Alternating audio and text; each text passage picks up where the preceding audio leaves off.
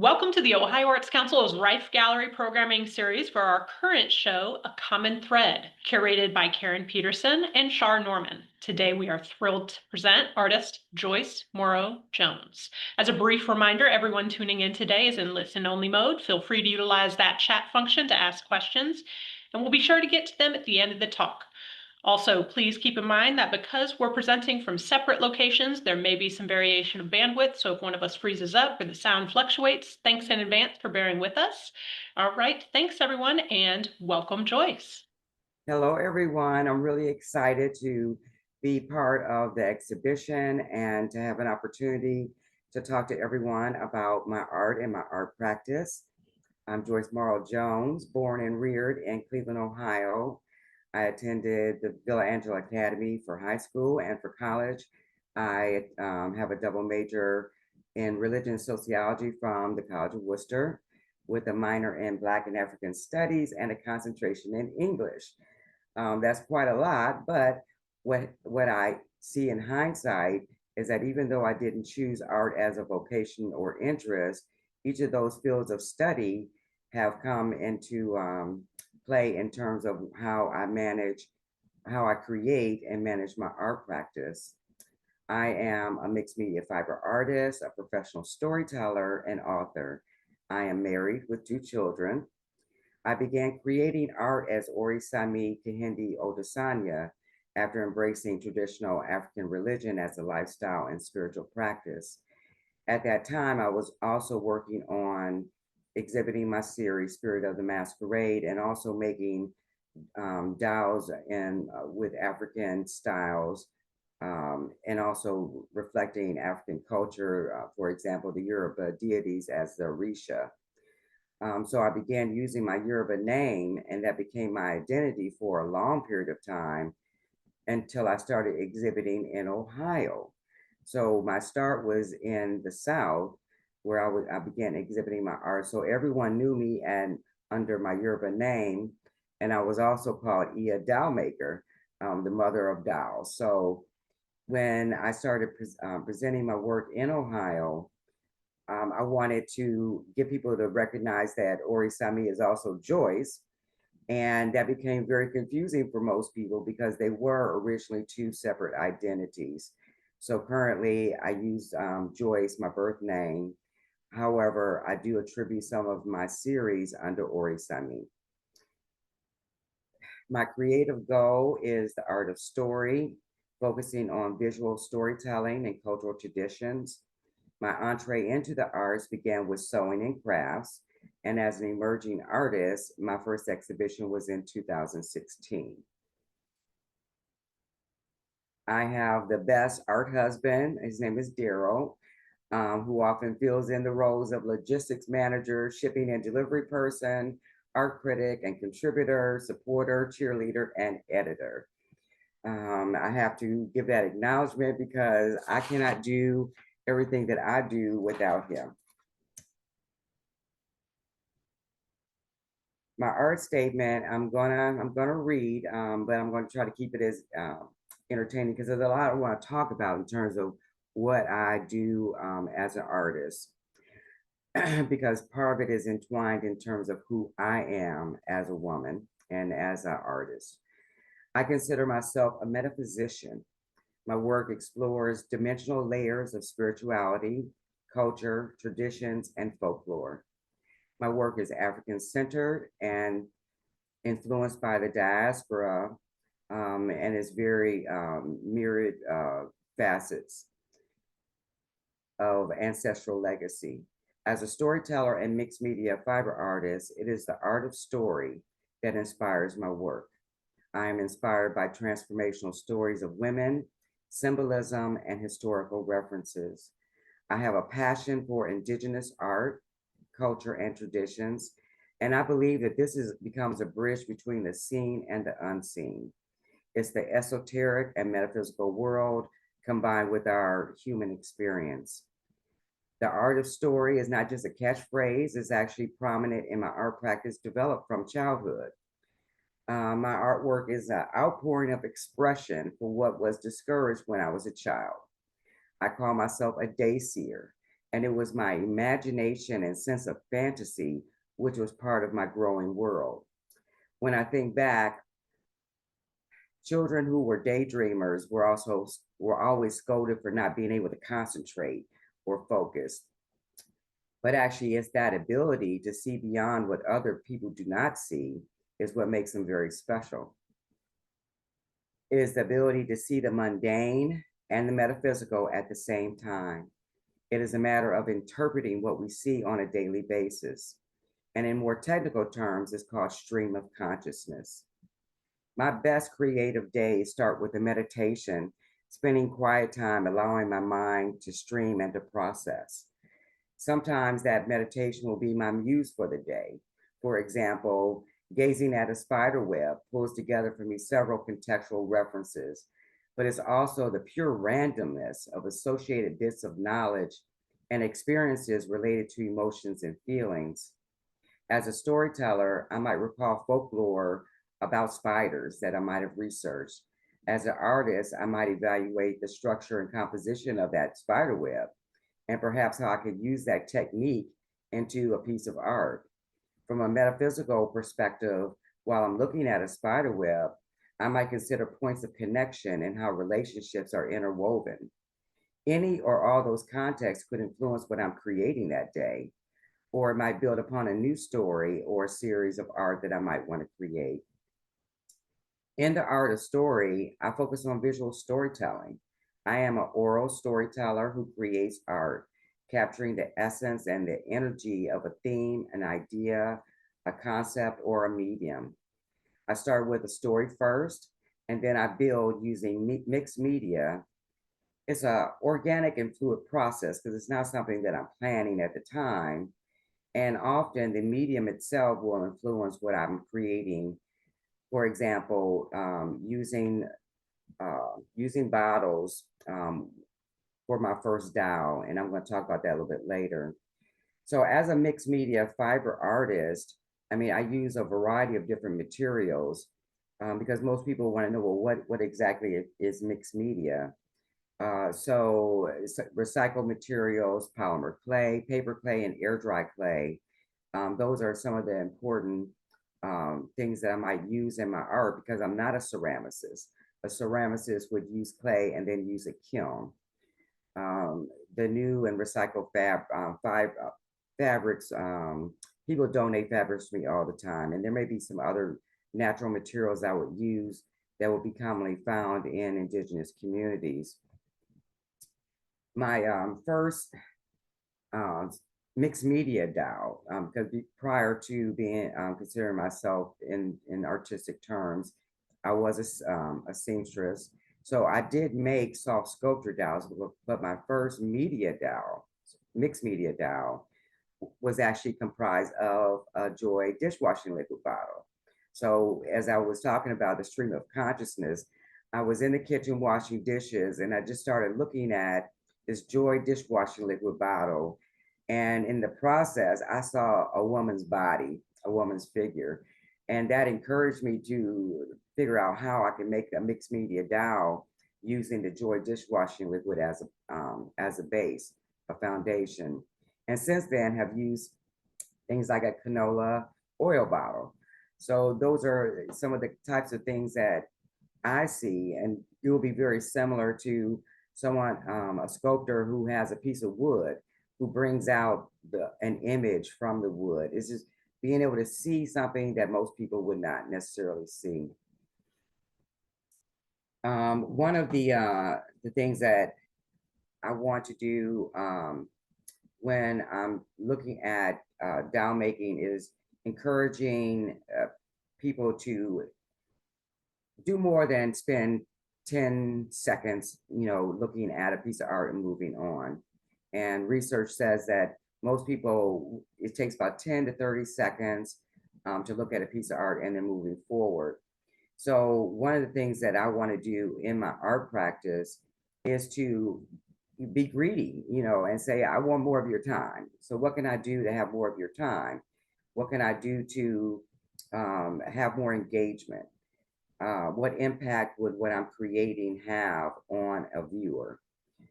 So these are the types of things that I consider when I'm making art.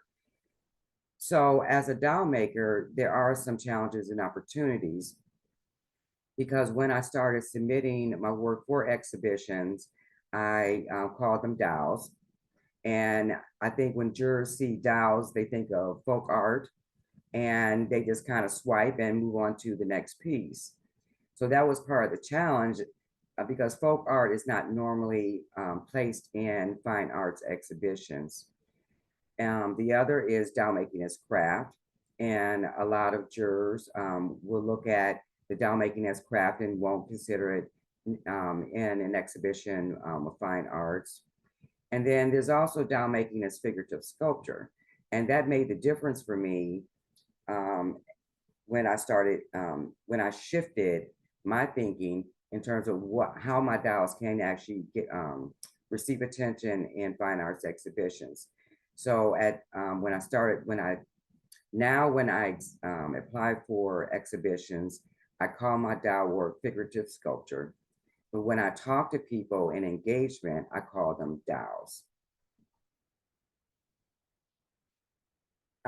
In Cleveland, my studio gallery is at the Artist at the Twist, which is located in Cleveland, Ohio.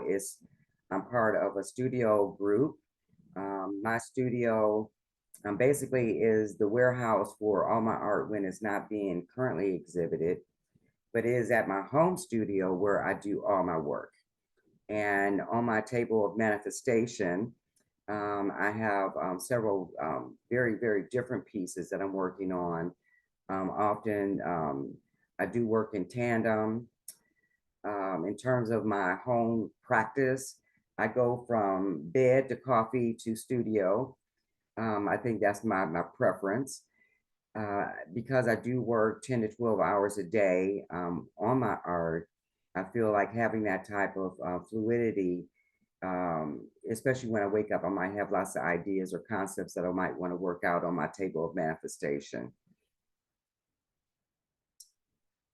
As an artist, I also have what I consider an art practice. And I think there's two very different things. I meet a lot of artists who do not have an art practice. So over the last 10 years, what I've been doing is building my art practice by incorporating different aspects of art as a business. I've been honored to be an artist in residence at MoCA Cleveland, at Kiramu House, and the York County Arts Council. And each of those opportunities provided me with different experiences for my art practice, which is very invaluable. And I'll talk about some highlights of each of those. Also had several solo exhibitions in Cleveland and outside of Cleveland, which also every opportunity helps me to present bodies of work. So instead of just looking at a piece that might be included into a jury show, now I have an opportunity to really expand and to work on themes and also do some cross series representation of my work. I'm a teaching artist. I teach all generations from K through 12, and then adult learners and senior citizens who are a hoot to teach. I think they're probably one of the favorite type of group of participants to work with. I am a professional storyteller. I perform at libraries and community centers and churches and pretty much anywhere where you want to have live performance. I focus on African stories, stories of the diaspora. Different cultures will have stories as well, and in addition to stories that I have written myself that I perform. While I was at Kiramu House, my focus was on ancestry. And so I started a series called Ancestry, which is a wordplay on the two, and began looking at how I can use textiles and fabric as collage over clay. And I also began working with some large textile wall hangings. When I was at MoCA, The focus was all about audience engagement. It was not just on an exhibition, but how can an artist create more engagement by having, while they're working on an exhibition, what else could they be doing? So one of the things that they encouraged was studio time. And I enjoyed having that opportunity to have some pieces already in the studio and to engage with patrons as they're in the building. But one of the other things I wanted to do as a doll maker is to expose people to more varied styles of doll making.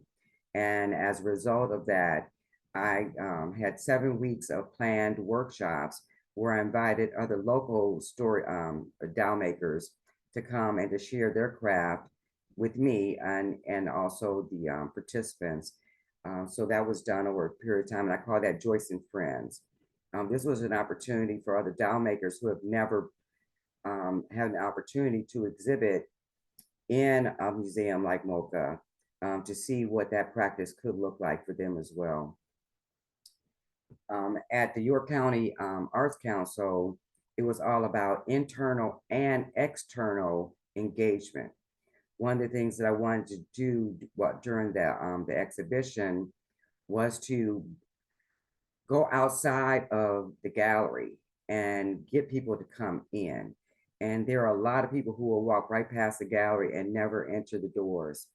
So in cooperation with the library and some local businesses and the community center, and also the local, one of the local colleges, Winthrop, I was able to have uh, storytelling, art talks with the art historian, uh, art workshops that were done at numerous local businesses. And all those were opportunities for people to learn more about my exhibition outside of the gallery. I also do virtual art talks with other colleges, also with art historians. So those are part of the things that are part of my my art practice. As a doll maker, people often ask me to do workshops, and I find that people love to make dolls, even if they haven't had the experience. And part of the beauty of doll making is the wisdom that there is beauty in imperfection. So it allows people to have a sense of vulnerability, but it also gives them an opportunity to share. And there's always laughter around the table. People are exploring different ways of utilizing materials. uh, so here's some pictures of some doll making in progress, and you see two guys there. So storytelling, I'm sorry, doll making is not just for women and for children. These are adult learners who want to express themselves in a way in which they have not done before. One of the workshops that I do are corn husk dolls, and I'm sure most of you have made some type of corn husk dolls that were really kind of homely and ugly. As you can see here, these are more elevated styles of using corn husks as art. I also teach paper dolls, and this is utilizing paper products, recycled materials, and then using paper clay on the finish. Some of my early doll work were based on what I perceived as creating African dolls. And these were Janus face or double-sided dolls to look at the duality of personalities. Because we all have different aspects to our being, and metaphysically, we can see them we can perceive that in different ways. I also created West African and diaspora style dolls featuring the stories of the Orisha. This one is a story related to Oshun and the turkey vulture. The one on the left is Obatala. The one on the right is Yemaya.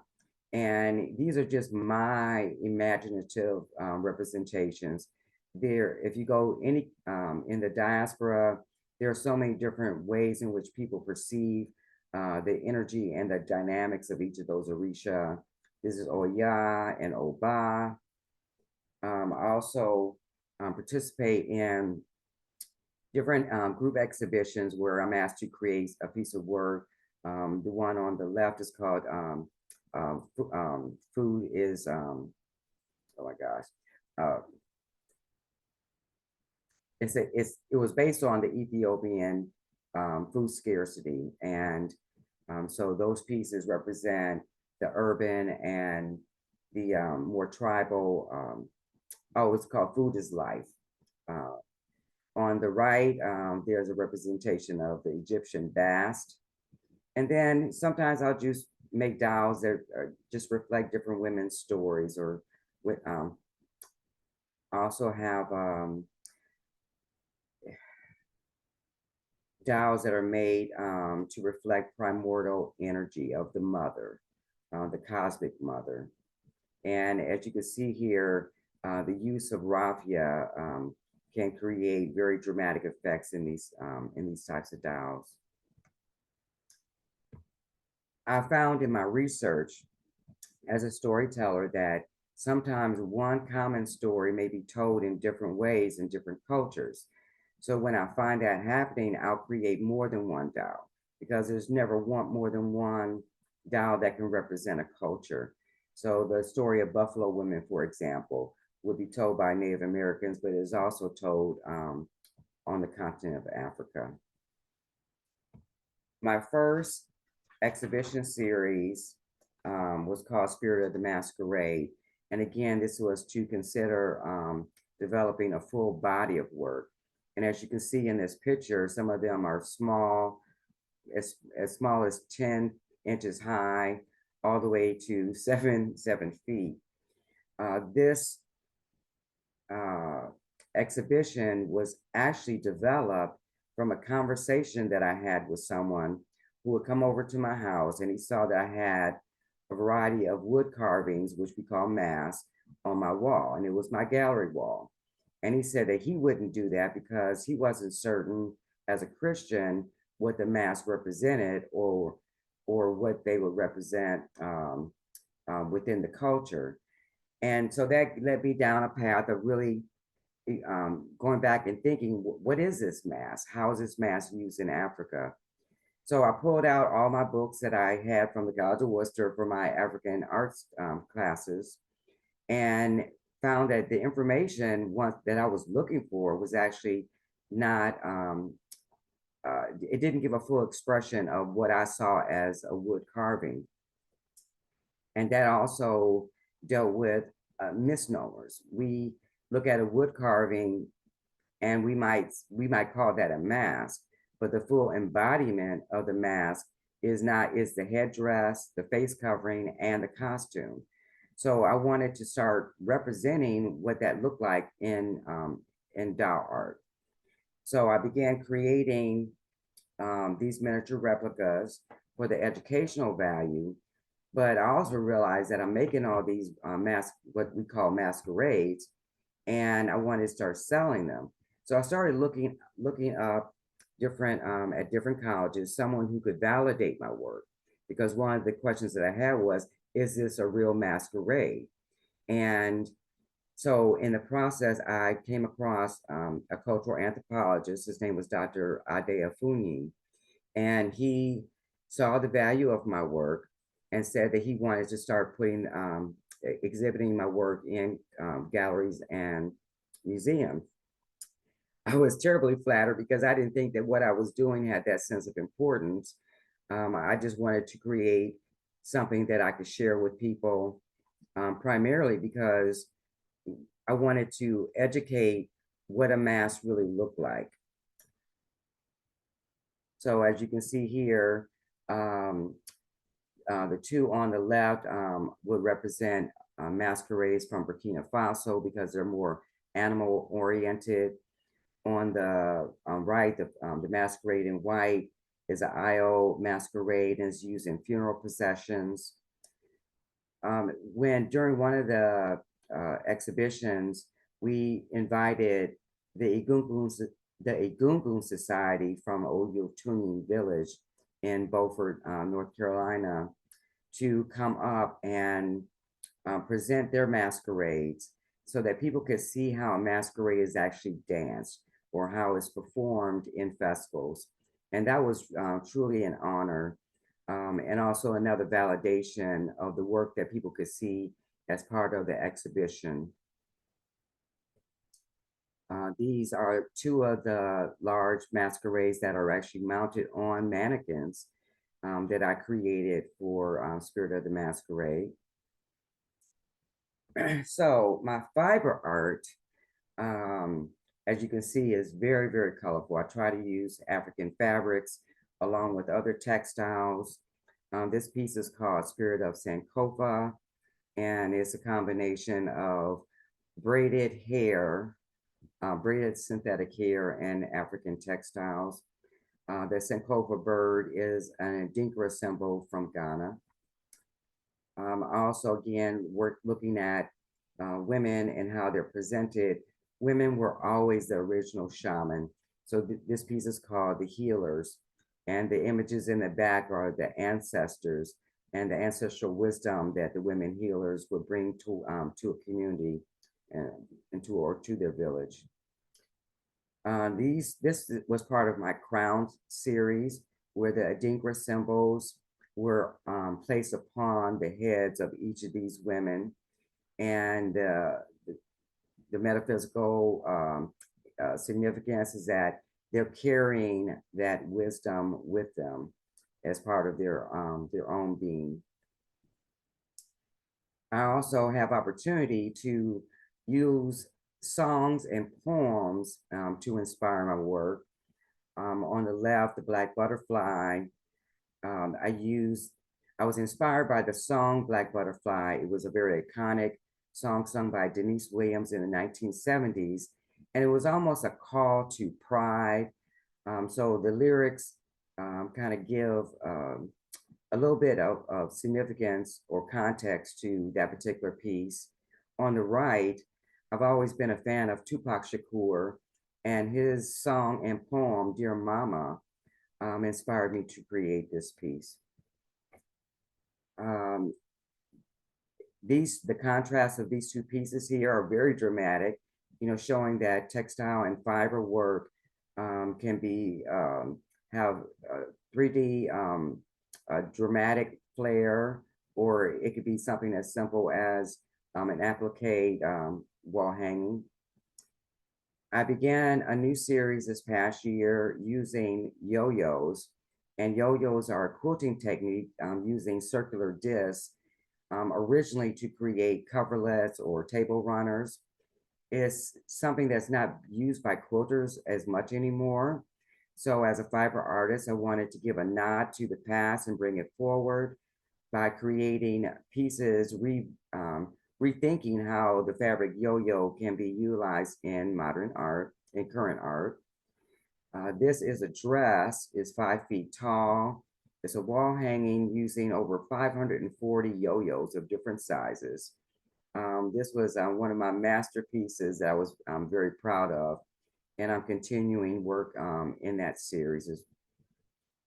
This is a smaller, and actually my first concept of using the fabric yo-yos, and also combining it with my dowels and also another series. So this particular piece can be a cross series for 3 of my other series. Using recycled materials, jeans is one of those textiles that I use specifically to make a statement about the environment. Textiles like blue jeans take over 200 years to decompose in landfills. So to reuse it in art makes a statement about how we need to just stop putting certain textiles into landfills, but also to have some very beautiful pieces of art created from it. My other series called I Blossom is probably my next largest series of work. Each of the female characters have what looks like a headdress, but the flowers are actually springing from their heads.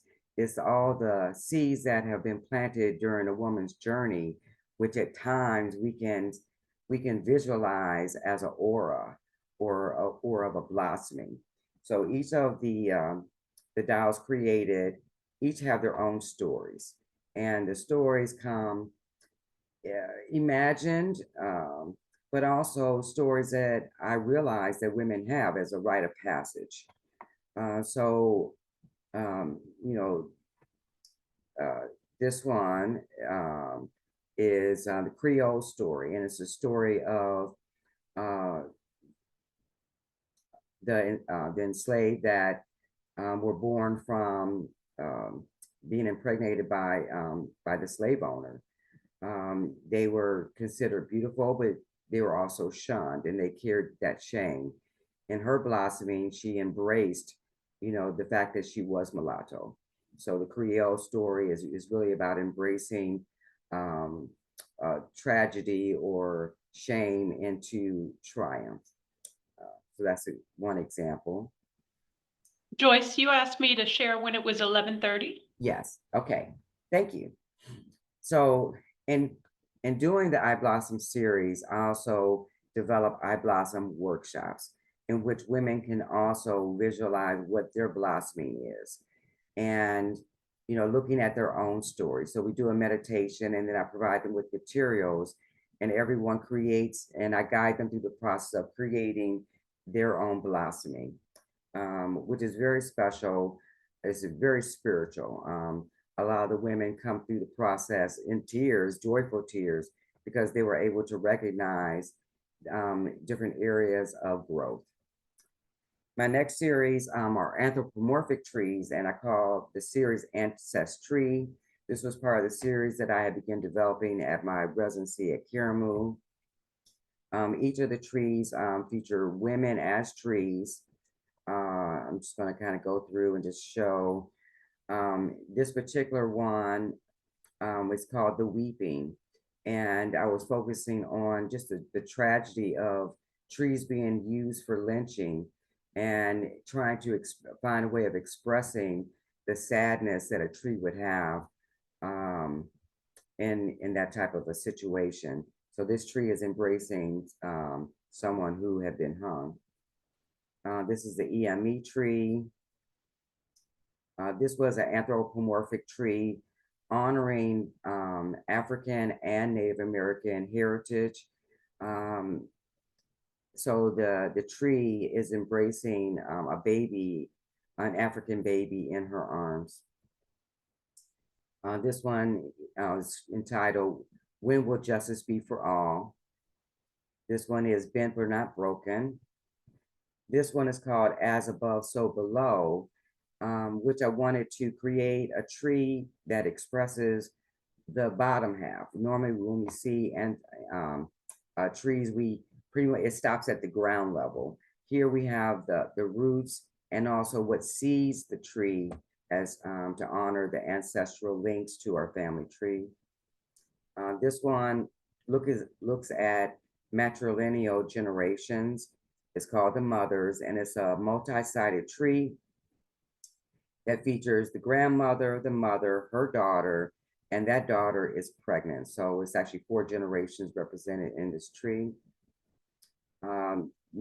Next series is called the Ma'afa, which is basically the travesties during the slave trade. And in this series, I tell little pieces of that story. This one is about the Olokun, who is the deity of the ocean, who is carrying, who is honoring those who were thrown overboard from the ships. This one is about self-identity and how we as African-American people understand our own level of patriotism and identity through culture and traditions within a world that does not always we don't always see justice in a way that that we envision it to be as African Americans. These 2 pieces are representing different aspects of justice. On the left, is justice is not blind, is really talking about the court system. On the right is the fact that justice is also governing each person's head or each person's destiny. And in that respect, we would want the feather to balance the scale. And the feather in Egyptian Ma'at is truth. This piece was inspired by Paul Laurence Dunbar's poem, The Haunted Oak, and is actually currently in the permanent collection of the Afro-American Cultural Museum in Wilberforce. So now we come to a common thread and what inspired the pieces that, the three pieces I have in that show. And the parachute material that we were given, when I saw the green, and again, looking at some of the work I've done with my other exhibitions, I saw leaves. So I started making leaves and then also using the fabric yo-yos, as you can see. And then I started making fabric butterflies. So I started using them in the composition. So on the left, this was a composition done completely with paper that I decided to do with fabric and using the fabric from Sue Kavanaugh. So instead of a paper quilt, I began making a quilt for this particular character. There's resemblance between the two, but it was an opportunity for me to realize the same concept, but with different mediums. Prayerful Repose was created from my Madonna series, my Madonna Ebony series, but I decided to recreate something that was in progress for years. I just put it aside in a box, and then I was able to take it out and begin seeing how I could revive a concept that I had started much earlier on and put into this piece. Spirit Tree, I believe is 7 feet tall, but it utilizes the material and then to create this magical tree. And I think Sue would have been very, very happy with the fancy of this particular creation. The raven that I included is a messenger that I felt connected me to Sue's work and in the creation of this new work. It is definitely a way of understanding more about the connections between fiber artists and textiles. How we could have the same materials, but do something completely different, but yet embody the same type of energy in creating work. So at the very top, I have the raven and the egg representing the potentiality of me utilizing the materials that were given, and then also using the parachute fabric to weave the top of the tree, the foundation for where the nest and the bird was. So that brings us to questions and answers. To the left, there's again using textiles that we want to keep out of our landfill. I made this one piece called Harvest, the Bounty of Harvest. So, Kat, is there anything that you want to ask? Of course, of course. So, folks, if you have questions, pop them into the chat and I will get to them. So, Joyce, something that I love to ask artists is take us through a day in the studio with you. Tell us do you have like a standard that you like to employ to get you started for the day? Give us the feel, let us see, hear, smell, what's going on. Well, I kind of went through that in my art statement when I talked about starting with the meditation every day, because that stream of consciousness helps me to see when I'm working with materials what I can use that materials for, or sometimes using like raffia, I'll start imagining what that looks like, feels like. But then it's the story. So just like I said, looking at a spider web can inspire a piece of art. And while I may not have considered that during prior to that day, I might just do something. Just like Picasso, when he was creating his works on paper, he would just kind of doodle, or he would, do torn paper, and those were his muses for the day. So when I start my day with a muse, I allow that to, I just kind of flow along with that and allow it to take me wherever it wants to take me instead of me kind of trying to intentionally guide the process. The other is because I do paper clay buildup, it takes a long period of time for it to dry. So in between that, I could be working with multiple pieces. I could be doing a dowel, or I could be working with doing a buildup. I could be working on some quilting techniques. So that's kind of where I am. I might be still be in pajamas at 3 or 4 o'clock in the afternoon because I'm not going anywhere. I'm just going to spend that time devoted in my studio. I love that. So, you talk a lot about the importance of inspiration and being open to it. Do you keep a sketchbook or this table that you reference multiple times? How do you make sure that you don't lose that strand for all of these pieces of inspiration? Well, I don't sketch. I can do stick people. I don't paint per se, and I don't draw. Those are some of the things that really hindered me earlier on, because every time I took an art class, I would withdraw because I couldn't do the rote activities that it took to master some of those concepts. But I can create. But in terms of the stories stay with me as until the piece is done. So even if it's years from now, that story is still like stuck in my head. And I tell people that I hope that I said I have all these stories that I want to get out of my head. And so in that respect, I'm a very prolific creator. In the 10 years that I've been doing this, I've created close to about 500 pieces of art. I mean, that's a lot of work. I think in one year I did 125 dowels because the stories were in my head. Wonderful. We have a question from Nicola. How different does it feel creating your very large pieces as opposed to your smaller works? Well, I want them to get bigger. I want them to get bigger. I think I mentioned to you before, Kat, that I'm inspired by Amina Robinson's work, and her work covers walls.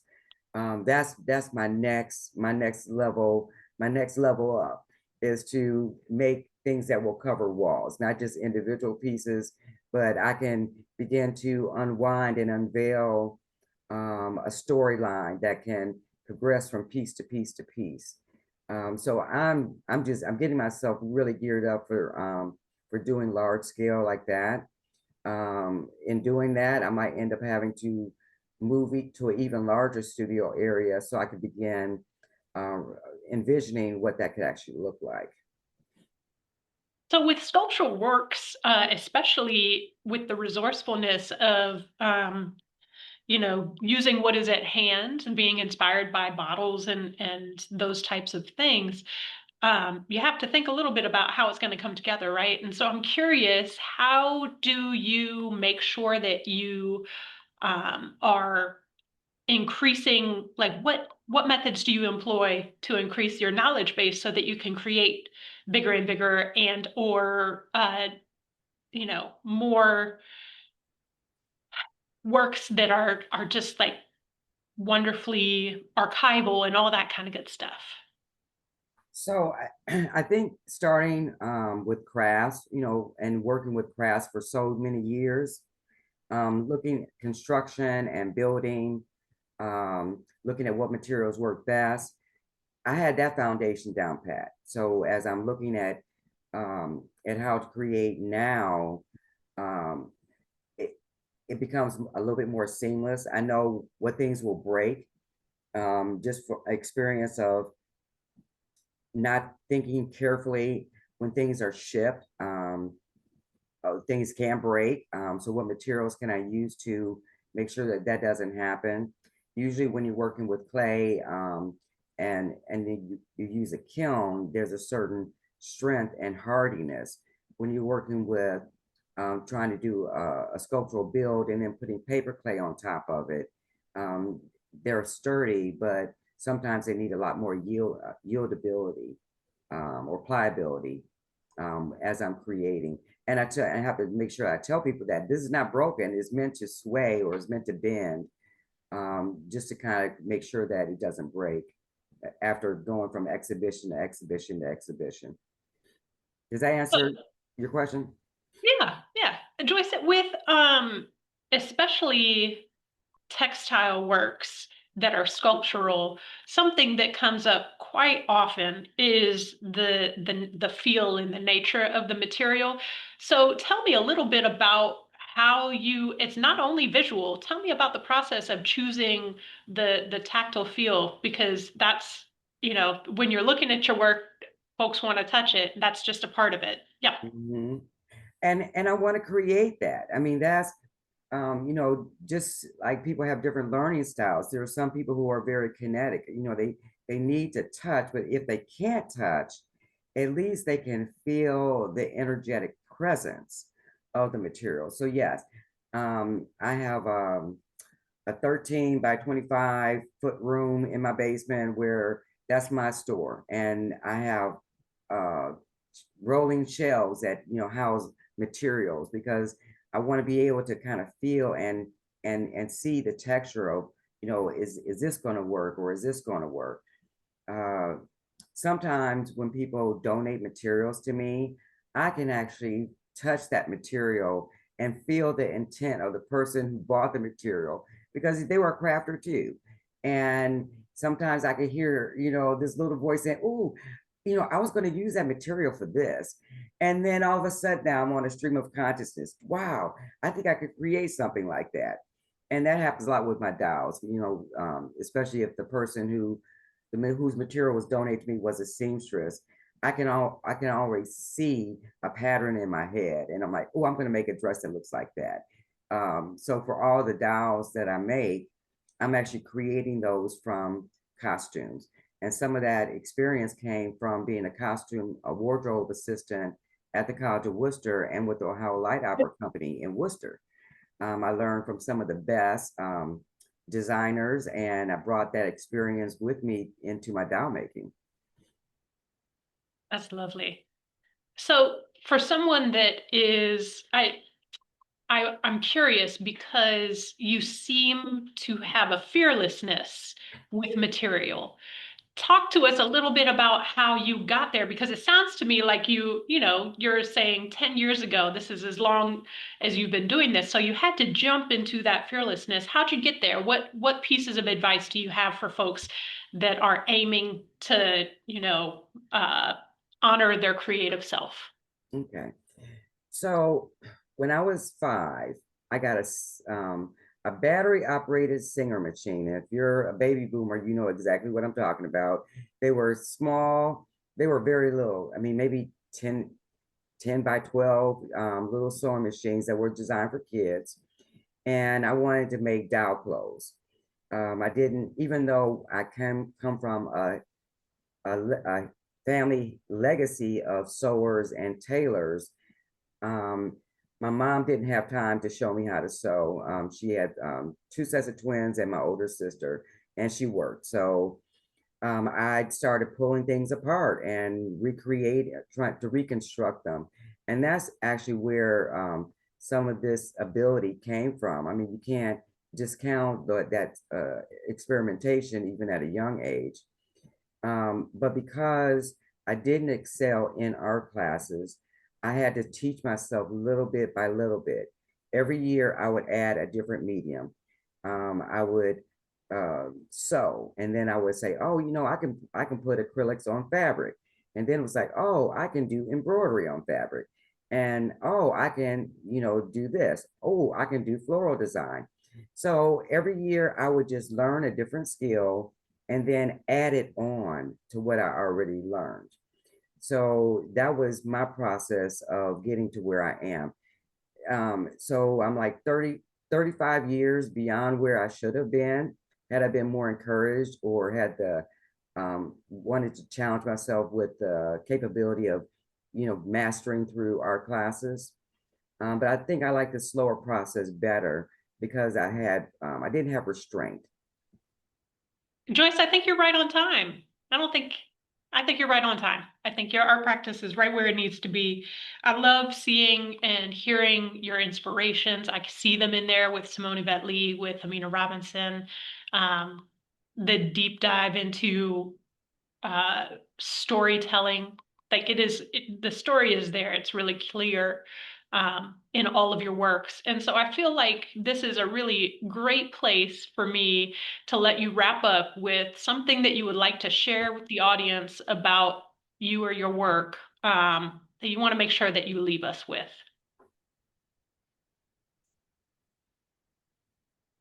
I always appreciate when someone asks me, what am I looking at? Because then it gives an opportunity for to not just give an explanation, to give a story, but to also create the next level of artist appreciator. I don't think that most artists are thinking about how we're cultivating the next level of people who are going to experience art in a gallery or in a museum. But part of it is the engagement. My art practice is is the whole package. It's not just creating art and exhibiting art. It's finding ways to engage people in the story, but also to create their own stories so that they connect better with art.